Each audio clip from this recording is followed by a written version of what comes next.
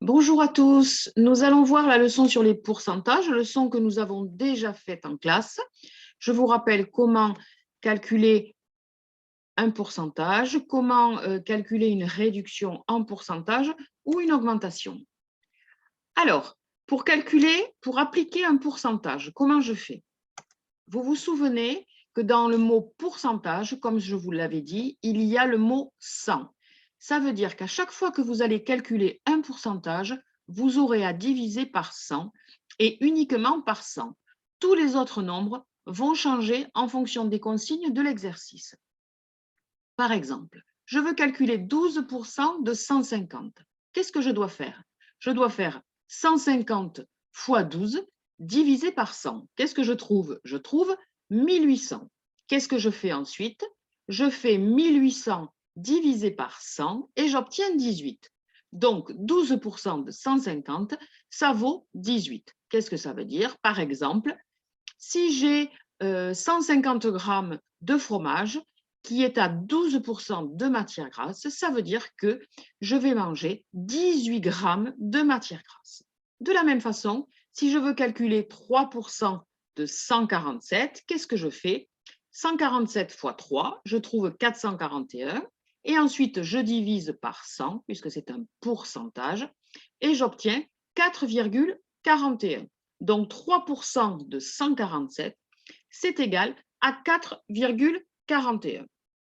Donc, ça, c'est appliquer un pourcentage. Maintenant, qu'est-ce que je veux faire? Je veux calculer une réduction.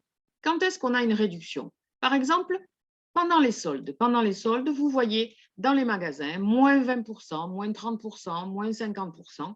Ça veut dire qu'on va vous faire une réduction, par exemple, de 20%. Qu'est-ce que je dois faire? Je dois calculer le pourcentage et ensuite je l'enlève, je le soustrais au nombre de départ. Par exemple, un magasin qui fait des soldes à 20%, qu'est-ce que j'ai? Un article qui coûte 60 euros. Comment je vais faire pour calculer mon nouveau prix? Je calcule les 20% de 60 euros en faisant comme tout à l'heure, 60 fois 20, ce qui fait 1200, et ensuite je divise par 100 puisque c'est un pourcentage, et j'obtiens 12. Et qu'est-ce que je fais? 60 moins 12, 48. Donc, bien sûr, mon nouveau prix de mon article qui coûtait 60 euros, ce n'est pas 12 euros, mais bien 48 euros. Donc là, j'ai effectué un pourcentage de réduction. Je peux faire la même chose avec 50%, 60%. À chaque fois, je calcule le montant de la réduction, c'est-à-dire ici, c'était 12. Et cette réduction, je l'enlève au nombre de départ. Ça, c'est pour calculer une réduction. De la même façon, je vais pouvoir calculer une augmentation, c'est-à-dire qu'au lieu d'enlever le nombre, je vais l'ajouter. Par exemple, un chef d'entreprise qui accorde une augmentation de 3% sur les salaires de ses employés. Un employé qui gagne par exemple 1 800 euros. Quel va être son nouveau salaire? Qu'est-ce que je fais? Je calcule les 3% de 1 800 euros. 1 800 fois 3, 5 400. Je rappelle, c'est un pourcentage donc toujours divisé par 100. J'obtiens 54.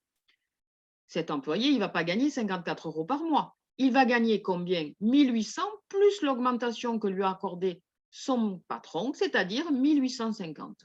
Le nouveau salaire, ça sera de 1 854 euros.